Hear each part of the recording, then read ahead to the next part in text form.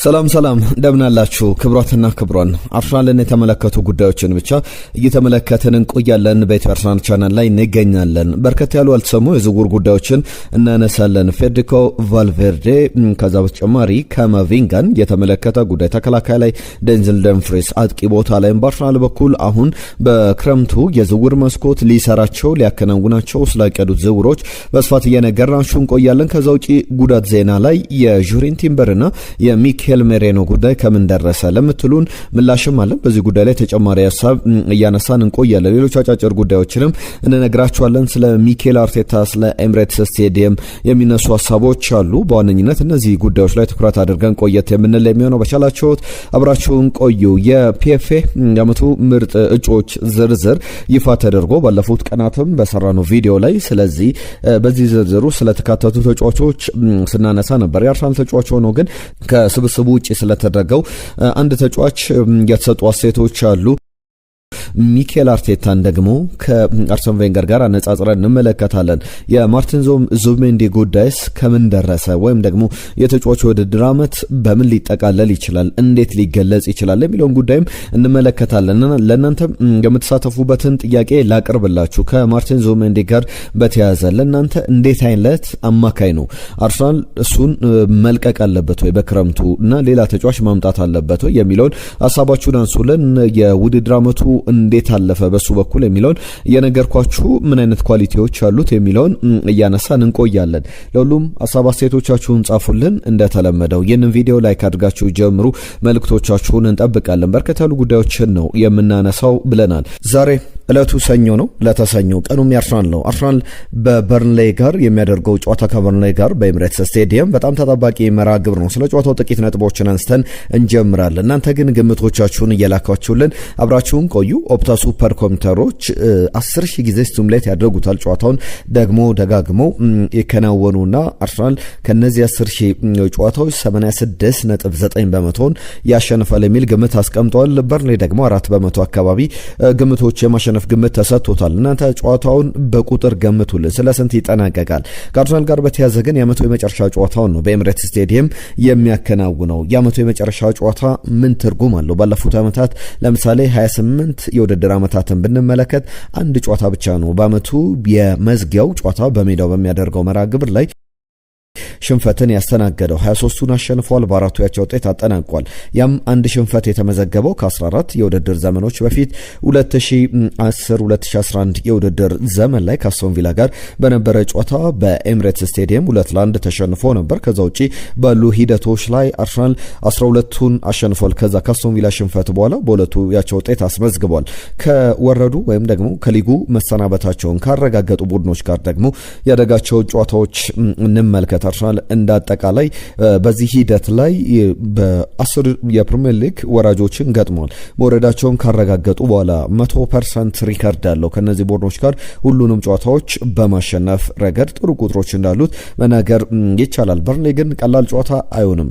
ምክንያቱም አንዳንድ ጊዜ በርንሌዮች ምንድነው አሁን በእነሱ እሳቤ ውስጥ ያለው እንደተናቁ አይነት ጨዋታው እንደተጠናቀቀ አይነት እየታሰበ ይገኛል። ስለዚህ የቻልነውን አቅም ተወተን የሆነ አይነት ውጤት ይዘን ለመውጣትና ውጤቱ ባይጠቅመንም እንኳን አርሰናል እንኳን ጫ ማደናቀፍ አንድ በታሪክ ላይ እንደ ክለብ ሊጠቀስለት የሚችል ጉዳይ ነውና ያ ላይ ትኩረት እንደሚያደርጉ ይጠበቃል። እንደ ቡድን ግን አርሰናል ይህንን ጨዋታ ማሸነፍ አለበት። በሰፊ የግብ ልዩነት በደንብ በዋንጫ ፉክክሩ ላይ የጎል ዲፍረንስ ትልቅ ሴል ሊኖረው ይችላል። በመጨረሻው ጨዋታ ላይ ምናልባት አርሰናል አሁን ይህንን ጨዋታ በሰፊ የግብ ልዩነት ቢሸነፍና የመጨረሻውን ጨዋታ ባቻ ውጤት እንኳን ቢያጠናቀቅ በፕሪሚየር ሊግ ላይ በሚኖረው ጉዞ ምንም አይነት ያን ያክል ስጋት የሚገባው አይነት ቡድን አይሆንምና ያንን በደንብ መጠቀም ይኖርበታል። ምሽት 4 ሰዓት ላይ የሚደረግ ጨዋታ ነው። አሁን ሁለቱ ቡድኖች ማንቸስተር ሲቲና አርሰናል 79ና 77 ነጥቦችን ይዘዋል።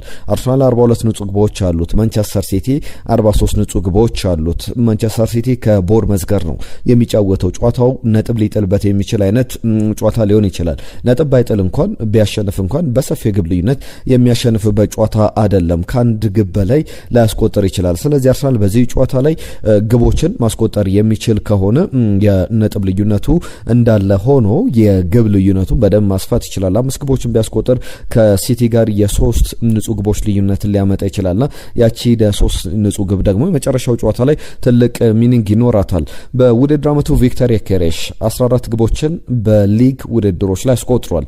ያ ማለት 9ኙ በኤምሬትስ ስቴዲየም የተቆጠሩ ናቸውና ከዚህ በፊት በኤምሬትስ ስቴዲየም ደብል ፊገር ላይ የደረሱ 3 ተጫዋቾች አሉ። ቲየሪ ሄንሪ 1999-2000፣ ኦሊቬ ዢሩ 2012-13፣ አሌክዛንደር ላካዜት 17-18 የውድድር ዘመን ላይ ኤምሬትስ ላይ 11፣ 10 እና 11 ግቦችን አስቆጥሯል። 9 ላይ ደርሷል። ዛሬ ግብ የሚያስቆጥር ከሆነ የሲዝኑም የመጨረሻው ጨዋታ ነው። ስለዚህ 10ኛ ግቡን ወይም 11ኛ ግቡን ወይ 12ኛ ግቡን ማስቆጠር ይችላል። አትሪክ ቢሰራ 2 ግቦችን ቢያስቆጥር 1 ግብ ቢያስቆጥር ያ በደንብ የሚጠበቅ ጉዳይ ነው። ከቡድኑ ጋር በተያዘ ምሽት 4 ሰዓት ላይ ይጀምራል። ለቪክተር ዮኬሬሽ ብቻ አይደለም እንደ ቡድን አርሰናልም የሚያስፈልገው አይነት ጨዋታ ነው። የመጀመሪያው ጨዋታ በተርፍ ሙር ሲደረግ በቪክተር ዮኬሬሽና ዴክላን ራይስ 2 ግቦች አርሰናል 2-0 ማሸነፉ ይታወቃል። በርንሌ ከባለፉት 27 ጨዋታዎች አንዱን ብቻ ያሸነፈ ቡድን ነው። በ18ቱ ተሸንፏል። ያ ማለት በ6ቱ ያቸው ውጤት ነው ያስመዘገበውና በጣም ደካማ ጊዜን እያስመዘገበ ወይም 11 ነጥቦችን ብቻ ነው መሰብሰብ የቻለው። በሲዝኑ ደካማ ቡድኖች መካከል አንዱ ነው። አርሰናል ይህንን ጨዋታ በድል መወጣት ይኖርበታል። የሲዝኑ አስፈላጊ ጨዋታ ነው። ሚኬል አርቴታ ፒየሮ ኤንካፒየም ማርቲን ዙቢሜንዲም የበለጠ ብዙ ሀሳቦችን ሲሰጡበት የነበረ የተመለከትነው ጉዳይ ነው። ከዛ ውጪ የአርሰናል ጉዳዮች የዝውውር ሀሳቦች ናቸው። ከዛ አስቀድሜ ግን የኦዝማን ዴምቤሌን ጉዳይ ላንሳ። ትናንትና ፓሪስ ኤፍሲን በገጠምበት ጨዋታ ላይ ፓሪስ ሰን ዠርመን ኦዝማን ዴምቤሌ 28ኛው ደቂቃ ላይ ተቀይሮ ወጥቷል። አሰልጣኝ ሉዊስ ኤንሪኬ ጉዳቱ ትንሽ ፋቲግ ነው ወይም ጫና ስለበዛበት ነው እንጂ ያን ያክል ትልቅ ጉዳት እንዳልሆነ ሲሪየስ አይደለም ኤኒቲንግ አይ ዶንት ቲንክ ኢትስ ሲሪየስ ብሎ ሀሳቡን ሲሰጥ ነበረ። የአውሮፓ ቻምፒየንስ ሊግ ደግሞ 2 ሳምንታት ይቀሩታል። በ2 ሳምንት እድሜ ውስጥ ተጫዋቹ ይደርሳል በሙሉ ጤንነት የሚል ሀሳቡን አንስቷል እና ኤምሲ ስፖርትም ተመሳሳይ ነገሮችን አንስቷል። ነገር ግን ተጫዋቹ በቻምፒየንስ ሊግ ፋይናል ላይ ባይኖር በጣም ትልቅ ለውጥ ሊያመጣ የሚችል ተጫዋች እንደሆነ መናገር ይቻላል። በጨዋታው ላይ ትልቅ እድሎችን መፍጠር የሚችል የጨዋታው ላይ ተጽዕኖ ፈጣሪ ሊሆኑ ከሚችሉ ተጫዋቾች መካከል አንዱ ነውና የእሱ አለመኖርና መኖር በጣም ትልቅ ልዩነት ያመጣል። አንዱ ለዝውውሮችን ላንሳ፣ ከዛ በኋላ አርሰናልን የሲቲን ጉዳዮች አንስቼ ወደ ዝውውር ሀሳቦችን በድጋሚ እንመለሳለን። ከሚካኤል ሲልቬስተር በማንቸስተር ዩናይትድም በአርሰናል ከተጫወቱ ተጫዋቾች መካከል አንዱ ነው።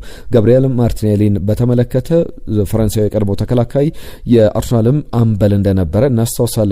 ሚካኤል ሲልቬስተር ጋብሪኤል ማርቲኔሊ ቡድን መፈለግ አለበት፣ ምክንያቱም ትሮሳርድ ከሱ የተሻለ እየተጫወተ ይገኛል። አርሰናል ደግሞ ሌላ ተጫዋች የሚያመጣ ከሆነ ጋብሪኤል ማርቲኔሊ መልቀቅ አለበት የሚል ጉዳይ አንስቷል። ሌላኛው ትልቁ ጉዳይ የጀርሚ ሞንጋ ጉዳይ ነው። በጣም አስፈላጊ ትልቅ ዝውውር ሊያደርግ ይችላል ተብሏል። አርሰናል የወደፊቱ ኮከቦች ከሚባሉ የመስመር አጥቂዎች መካከል አንዱ ነው። በሌስተር ሲቲ 16 ዓመቱ እያለ እንኳን በቻምፒየንሺፕ ከ20 በላይ ጨዋታዎችን አከናውኗል። ሞንጋ አዲስ ውል ሌስተር ሲቲ ወይም ፕሮፌሽናል ኮንትራት ክረምት ላይ ፈርማል ተብሎ ይጠበቃል። የአርሰናል ሰዎች ግን አሁን እያነጋገሩት ይገኛሉ። ተጫዋቹ የሚመጣ ከሆነ ትልቅ ክፍያ የሚከፈልበት አይደለም። ምናልባት በሌስተር ውሉን ካልፈረመ በስተቀር 17 ዓመት ሲሞላው ፕሮፌሽናል ኮንትራት መፈረም ይችላል። ነገር ግን ከዛ አስቀድሞ አርሰናል ተጫዋቹን ወደ አርሰናል ለማምጣትና ንግግራቸው በዋነኝነት ወረቀት ላይ ፊርማውን ከማኖሩ በፊት እንዴት ያለ የፈርስት ቲም ፓዝዌ ይኖረዋል፣ በዋናው ቡድን ውስጥ እንዴት ሊያልፍ ይችላል፣ እድገቱን እንዴት አርሰናል ሊያስተካክልለት ይችላል በሚለው ጉዳይ ላይ ከቤተሰቦቹ ጋር ከወኪሎቹ ጋር አርሰናል ድርድር እያደረገ ይገኛል። ፎርማል ኦፈር እንደቀረበና ከዛ ተጨማሪ ሞንጋው አርሰናል የሚመጣ ከሆነ አርሰናል በቀጥታ የሚያስፈልገውን ነገር ያሟላልና ያም የሚያስፈልገው ነገር የኮምፐንሴሽን ፊ ይኖራል። ያ በዛ ላይ አግሪ ካደረጉ ከሌስተር ጋር ዝውውሩ ይጠናቀቃል ተብሎ ይጠበቃል። ሰፊ ድል እንዳለው የሚያሳዩ ጉዳዮች አሉ።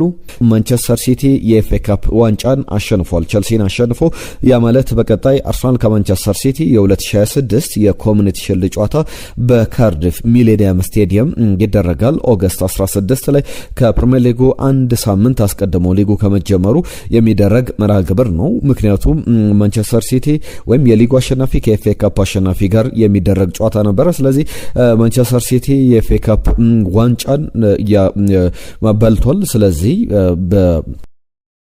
ኤፍኤ ካፕ አሸናፊነቱ ደግሞ አርሰናል ደግሞ የፕሪሚየር ሊግ አሸናፊ ሆኖ የሚያጠናቀቅ ይሆናልና በዚህ ሂደት ላይ የሚጠበቅ ነው እና የአርሰናልና የማንቸስተር ሲቲ ኤፍኤ ካፕ ጨዋታ ይጠበቃል። ሌሎች ጉዳዮችን ደግሞ እንመልከት። ከኤፍኤ ካፕም ጉዳያችን ወጣ ብለን የሚነሱ ሀሳቦች አሉ። በአርሰናል ቤት የጉዳት ዜናዎችን እንመልከት።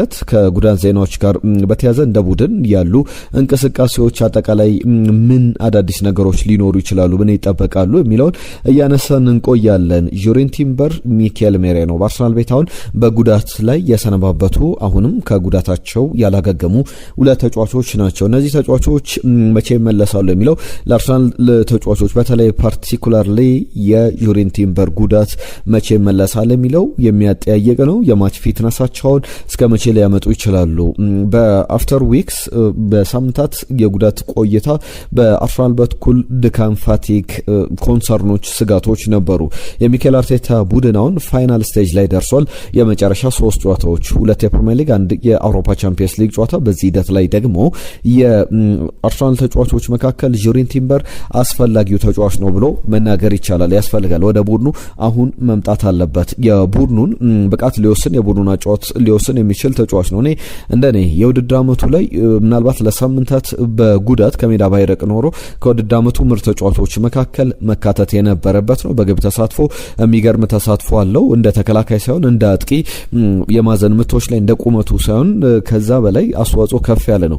ሲከላከል መከላከል ላይ ጁሪን ቲምበር ሲከላከል ምንም ጥያቄ የሚነሳበት አይደለምና በጣም አስፈላጊ ተጫዋች ነው። ጁሪን ቲምበር አሁን የሳር ላይ ሩጫዎችን ሜዳ ላይ ማድረግ ጀምሯል። እንግዲህ በጣም ትልቅ ፖዚቲቭ የሆነ አዎንታዊ የሆነ ዜና ሰምተናል። ስፔሻሊ በአርሰናል ዲፌንሲቭ ስትራቴጂ ላይ ትልቅ ለውጥ የሚያመጣ ነውና የሆላንዳዊ ተከላካይ አሁን በአርሰናል የጉዳቱ የሪሃብ ስራዎችም የማገገም ስራዎችም በጣም ኬርፉሊ ማኔጅ ሲደረጉ ነበርና ሴት ባኮች አጋጥመውታል። ወደ ልምምድ ግን አሁን ተመልሷል። ከትናንትና በስቲያም ሲነሱ የነበሩ ጉዳዮች አሉ። አሁን ጁሪን ቲምበር በዚህ ጨዋታ ላይ ባይደርስ እንኳን ለቀጣይ ለክሪስታል ፓላስ ጨዋታ የሚዘጋጅ ከሆነ በጣም በመልካም ሊነሳ የሚችል ጉዳይ ነውና ጁሪን ቲምበርን በተመለከተ እነዚህ የሚነሱ ሀሳቦች ናቸው። ሚኬል ሜሬኖንም በተመለከተ እሱም ተመሳሳይ የሜዳ ላይ ሩጫዎችን እያደረገ ይገኛል። ፉል ፊትነስ ላይ እስኪደርስ ግን ጥቂት ጊዜያት ይፈልጉበታል። በተለይ ጁሪን ቲምበር የተሻለ ቶሎ ለውድድር ዓመቱ መጨረሻ ጨዋታዎች እንዳስፈላጊነቱም ደረጃ የመድረስ እድል እንዳለው ማንሳት ይቻላል።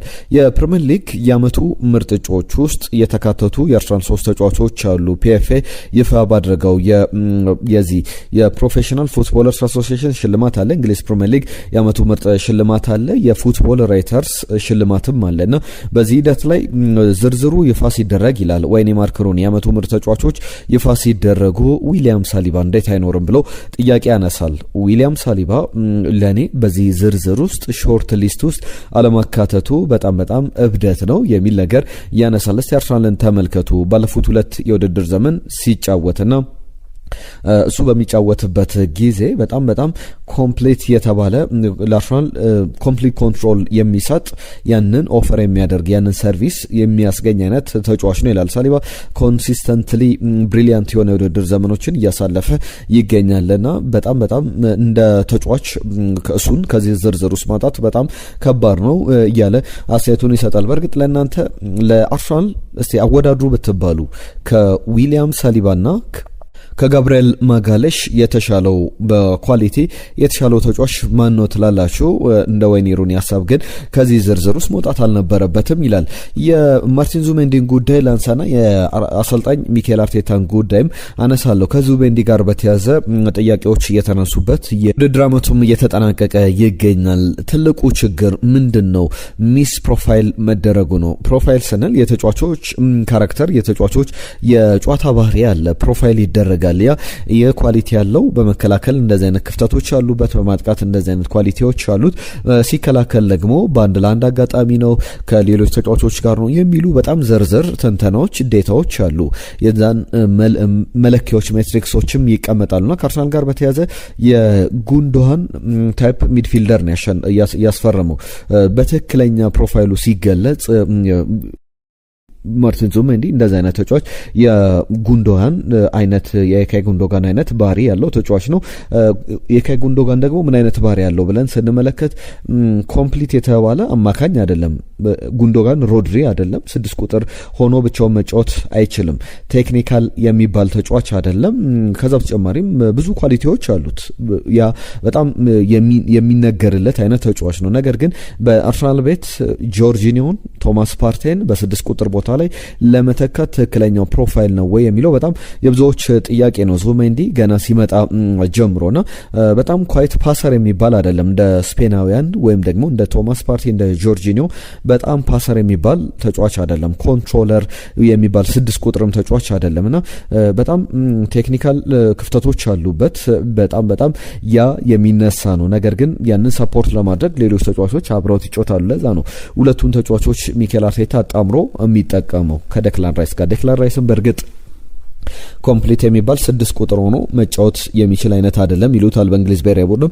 የእሱ አጣማሪ ፊሊፕስ ነበረ ቀድሞ የማንቸስተር ሲቲ ተጫዋች። ከዛ በኋላ ደግሞ አሁን ኤሊዮት አንደርሰን የእሱ አጣማሪ ሆኖ እንመለከተዋለንና ሚኬል አርቴታ ከዛ ለቅ ባለ ደረጃ ሌሎች አማራጮችን መጠቀም የጀመረው መጨረሻም እነ ሉዊስ ስኬሊ ወደ አሰላለፍ የመጡት በቀጣይ ማቲያስ ፈርናንዴዝን ቢመጣ ያንን ክፍተት መሙላት ይችላልና የፈርስት ፌዝ ተጫዋች አይደለም። ፈርስት ፌዝ ስንል ቢልድ አፕ ላይ ኳሶችን ማስጀመር የሚችል ሰው ሰከንድ ፌዝ ላይ መጫወት የሚችል አይነት ኳሊቲዎች አሉት ዙቢሜንዲ። ያ የሚያጠራጥር አይደለም። በኳሊቲ ደረጃ አርሰናል ያሉ ሚሊየን ዩሮዎች የከፈለው ለዛ ኳሊቲው ነው። ነገር ግን ፈርስት ፌዝ ላይ ቢልድ አፕ ላይ ከሱ የተሻለ ሉዊስ ስኬሊ ምን አይነት ኦፈር ማድረግ እንደሚችል ምን አይነት ሰርቪስ ሊሰጥ እንደሚችል የተመለከትነው ነውና በዚህ ሂደት ላይ የማርቲን ዙቢሜንዲ ጉዳይ ይነሳል። በቀጣይ በሚቀጥለው የውድድር ዘመን እንዴት አለ ጊዜ ሊያሳልፍ ይችላል የሚለውም ሌላኛው አነጋጋሪ ሀሳብ ይመስላል። አሁንም በደንብ ብዙዎች እየተወያዩበት የሚገኝ ጉዳይ ነው። ከዴቪድ ጀምስ ጋር በተያዘ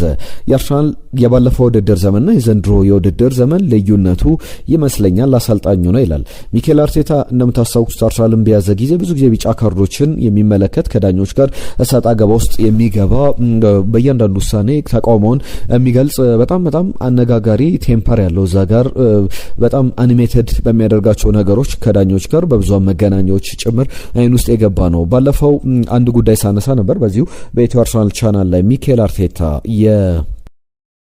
ፊት ፋሻል ኤክስፕሬሽን ልምምዶችን ሲሰራ ነበረና የማፊያ አይነት ፊቶች እንዲኖረው ማፊያዎች ብዙ ጊዜ ይባላል በአዘንም በጣም ትልቅ ከባድ አዘንም ኖረ በጣም ትልቅ ደስታ ፊታቸው ተመሳሳይ ነው የሚሆነው። ስታንድ ስቲል ሆኖ ፊታቸው ተመሳሳይ አይነት መልክ ገጽታ ይኖራቸዋል። ምክንያቱም ሰዎች ደስታቸውንም አዘናቸውንም እንዲረዱባቸው አይፈልጉም። በሚኬል አርቴታ በኩል ያንን ልምምድ ሲወስድ ነበረ የሚሉ ሀሳቦች አሉና ባለፈው አመት እንደ ዴቪድ ጀምስ የቀድሞ ግብ ጠባቂ ሀሳብ ጀምስ ምን ያነሳል ኢሞሽናሊ ነበር ፖስት ማች ፕሪ ማች በጨዋታ ላይ በፕሪሲዝን ላይ ጭምር በጣም ስሜት ሆኖ እንመለከተው ነበረ። ያ በከፍታም በዝቅታም የተመለከተው ነው። አርሰናል መራም ተመራም ስሜት ሆኖ እንመለከተዋለን። ዘንድሮ ግን ያ በጣም የተቀየረ ነገር እንዳለ ተመልክተናል። ያ ደግሞ እሱ ላይ ብቻ አይደለም ተጫዋቾችም ላይ ቀጥተኛ ተጽዕኖ ኖሮ ተጫዋቾችም ላይ የተቀየሩ ነገሮች አሉ ይላል። ዴክላን ራይስ ፕራይም ኤግዛምፕል ነው ይላል። ሚስቴክ ሲሰራ ስህተት ሲሰራ በጣም የሚያስቁ ነገሮች በሚያጋጥሙ ጊዜ ነገሮችን ስህተቶችን በጣም ፈገግ ብሎ አልፏቸው ወደ ቀጣይ ጨዋታ ወደ ቀጣይ የጨዋታው ሞመንት ሲያልፍ ተመልክተናልና ያንን ቴምፐርመንት ሚኬል አርቴታ ቀይሮታል የሚል ሀሳቡን እያነሳል።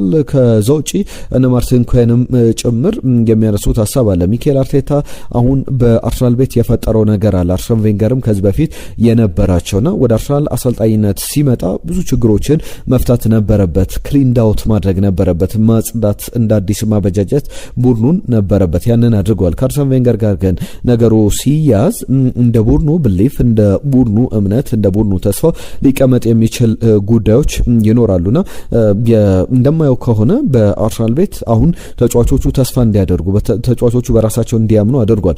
አርሰን ቬንገርም ትልቁ ነገራቸው ያ ኳሊቲያቸው ነበረ። ትናንትና ማንስቼላችኋለሁ። በእርግጥ ቪዬራም ተመሳሳይ ሀሳብ ሲሰጥ ምንድነው ያለው ቪዬራ አርሰን ቬንገር የሳንሸነፍ ኢንቪዚብል ተብሎ ቡድኑ ዋንጫ ሲበላ እኛ ሊጉ እንደምናሸንፍ እናምን ነበር። አርሰን ቬንገር ደግሞ ሳንሸነፍ ከዋንጫ መብላት እንችላለን ብሎ እምነት ነበረው የሚል ሀሳቡን ያነሳል። ዝውውሮችን ላንሳላቸው መጨረሻም የሚነሱ ጉዳዮች አሉ። ቫልቬርዴና የካማቪንጋ ጉዳይ ይነሳል። ሁለቱም ከሪያል ማድሪድ ሊለቁ የሚችሉ ተጫዋቾች ናቸው። አሰልጣኝ ጆዜ ሊስቶች አሏቸው ከክለቡ እንዲለቁ የሚፈለጉ። በተለይ ደግሞ የካማቪንጋ ጉዳይ በፈረንሳይ ብሔራዊ ቡድን ከስብስቡ ውጪ ነው። በቅርቡ በሪያል ማድሪድ ደጋፊዎች ሲተችም ነበረ በሜዳ ላይ። እነሱንም ይቅርታ ሲጠይቅ ተመልክተናል። ያለው እንቅስቃሴ ጥሩ አይደለም፣ ደካማ ነው በሚል ካማቪንጋ ከስብስቡ ውጪ መደረጉን ከዓለም ዋንጫ በጣም ስሜቱን ገርቶታል። ስለዚህ አሁን እንደ አዲስ ሪቻርጅ አድርጎ በአዳዲስ ክለቦች ራሱን ማየት ይፈልጋል የሚሉ ጉዳዮች አሉ። አርሰናልም የዚህ ተጫዋች ፈላጊ ነው። የ7 ዓመቱ ዩራጓይ ተጫዋችም ይጠቀሳል። በቸልሲ፣ በማንቸስተር ሲቲ፣ በፓሪስ ሰን ዠርመን፣ በባየር ሙኒክ የሚፈለግ ተጫዋች ነው ፌዴሪኮ ቫልቬርዴ። የአርሰናል ሌላኛው ቀጣይ ቅድ እንደሆነ ብዙ ዘገባዎች እያሳያሉ። የመስመር ተከላካይ ቦታ ላይ ዴንዝል ደምፍሪስ በቀይ መስመር ቦታ ላይ በ5 ሚሊዮን ዩሮ አርሰናልን ሊቀላቀል ይችላል የሚሉ ዘገባዎችን ከአውት ኦፍ ሳይድ ላይ ተመልክቻለሁ። የደች ላንድ ተጫዋች ነው። ሆላንዳዊ ተጫዋች እንግዲህ በፕሪሚየር ሊጉ ብዙ ክለቦች ፍላጎት አላቸው። የውል ማፍረሻው ደግሞ 25 ሚሊዮን ዩሮ በጣም ላንድ አቨሬጅ የሚባል ተጫዋች የሚከፈል አይነት ገንዘብ ነውና ዴንዝል ደምፍሪስ ደግሞ ምን አይነት ኳሊቲዎች እንዳሉት በደንብ ለአመታት ተመልክተናልና ጥሩ ግልጋሎት መስጠት ይችላል። ሌላኛው ናትናኤል ብራውን ነው። የኢንትራክት ፍራንክፈርት የሌፍት ባክ ተጫዋች ነው። 65 ሚሊዮን ዩሮ ይገመታል። 22 ዓመቱ ላይ ይገኛልና በተጫዋቹ በኩል ጋራንቲ የሚፈልገው ነገር ወደሚሄድበት ክለብ የጌም ታይም ነው፣ የፕሌይንግ ታይም እንዲሰጠው ይፈልጋል። ከዛ ውጪ ግን በደንብ ቡድኑን በሚፈለገው ደረጃ ማገልገል ይችላል የሚል እምነት አለው የሚሉ ዘገባዎችም ወጥተው ተመልክቻለሁ። በጣም ብዙ የሚያነጋግር ጉዳይ ነው የናትናኤል ብራውን ጉዳይ። የሃምቡርግና የአርሰናል ድርድርም በጥሩ መንገድ አልተቋጨም እየተባለ ይገኛል። ሃምቡርግ 22 ሚሊዮን ዩሮ ለፋቪዮ ቬራ መክፈል ነበረበት። ከፖርቶ ሲመጣ በከፍታ በብዙ ተጠባቂነት ነበረ። አሁን ግን ፋቪዮ ቬራን ስንመለከት በጣም በሚያስገርም ሁኔታ ብዙ ኳሊቲዎቹ እንዳሉ ናቸው የሚለው ጥያቄ አምና ሲነሳ ነበረ።